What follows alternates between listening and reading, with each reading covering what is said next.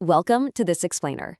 We are jumping right into the action today, breaking down one of the absolute most intense, totally exhausting clashes of the 2026 FIFA World Cup. We're talking about that traumatic Group D showdown at Levi Stadium.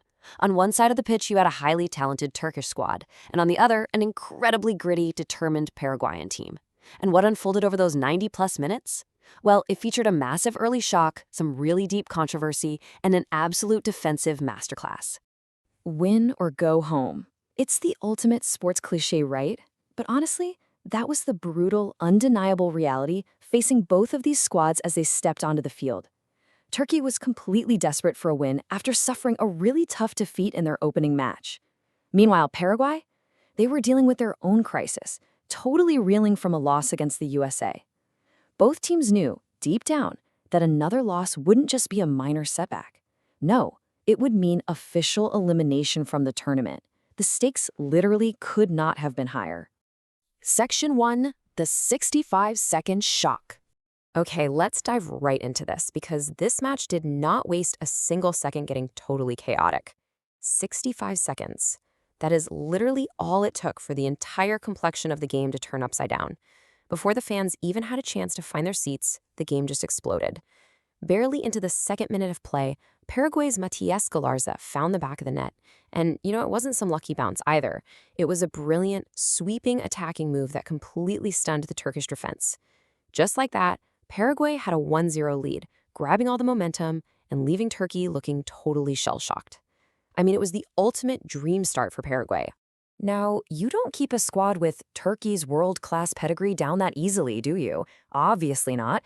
Turkey responded by instantly unleashing their heavy hitters. Stars like Arda Güler, Hakan Çalhanoğlu, and Kenan Yıldız started pushing forward in relentless, punishing waves. They immediately took control of the possession, just hunting for that equalizer. They tested the Paraguayan defense over and over and over again. But Paraguay's goalkeeper Orlando Gil, alongside a remarkably resilient defensive line, stood incredibly tall and absorbed all of that immense pressure. Section 2, a controversial red card. So just as the first half was winding down, tensions naturally boiled over. You know how it goes. Paraguay star player Miguel Almiron and Turkish defender Mert Müldür got into a superheated face-to-face confrontation. It's exactly the kind of incident you expect to see in high-stakes World Cup matches when the adrenaline is just maxed out. But this time, it prompted referee Yvonne Barton to halt the game and initiate a VAR review. And the result of that review? It caught almost everyone completely off guard. Now, what's really interesting about this is the exact reason behind the red card. It wasn't for a crazy violent tackle, it wasn't a dangerous elbow, it was actually enforced under the new FIFA mouth covering rule. Basically, this is a recent regulation specifically designed to penalize players who cover their mouths to hide what they're saying during these exact types of on-pitch fights. The VAR review confirmed the violation happened, and just like that, boom, Ivan Barton showed Almiron a straight red card. Suddenly, Paraguay, who were clinging to a really narrow 1-0 lead, had to figure out how on earth to survive almost the entire second half down a man. Section 3, the second half siege. At this point, we're no longer just watching a football match. We're watching a desperate, all-out battle for survival for a short-handed Paraguayan squad trying to hold back a literal tidal wave. The sheer scale of Turkey's control became a relentless siege. We're talking 80% possession for Turkey to Paraguay's measly 20. 80-20. With a one-man advantage, Turkey threw absolutely everything they had forward. They dictated the pace, essentially set up camp in Paraguay's half and won corner after corner. It was a tactical onslaught. Honestly, Paraguay could barely even get a touch on the ball. Just picture this. Over 30 Turkish shots raining down on just 10 Paraguayan men. Think about that volume for a second. Turkey was frantic, constantly whipping crosses into the box, firing these long-range missiles, executing incredibly quick passing combinations. But despite all that overwhelming pressure, the goals simply would not come. And why?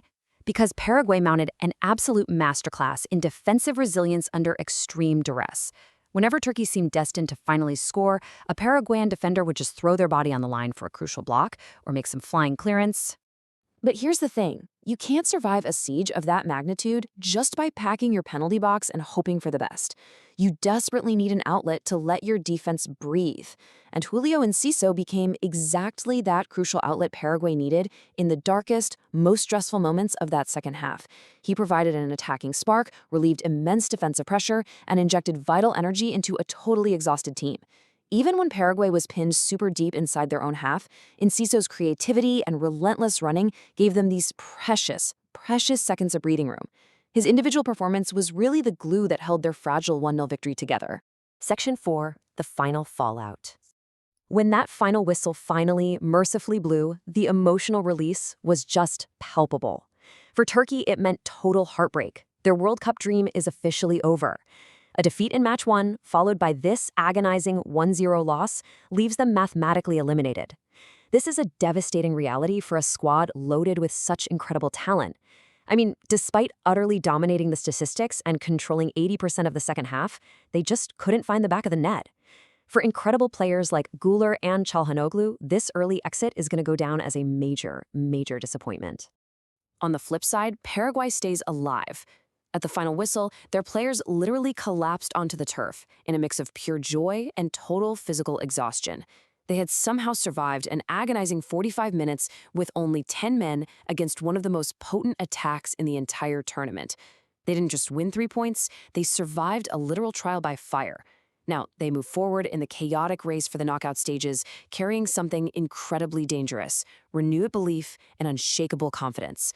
When you win a game like this, defending a 1-0 lead with 10 men against a barrage of 30 shots, it absolutely galvanizes your locker room for sure. Which leaves us pondering one final thrilling question. Can Paraguay's Cinderella run actually continue?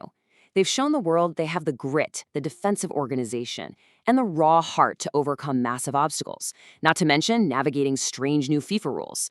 So what do you think? Will this massive momentum carry them deep into the knockout rounds, or did this exhaustive defensive masterclass totally drain their physical reserves? Keep this unbelievable match in mind as the tournament unfolds, because this is exactly the kind of game that defines a legendary World Cup run.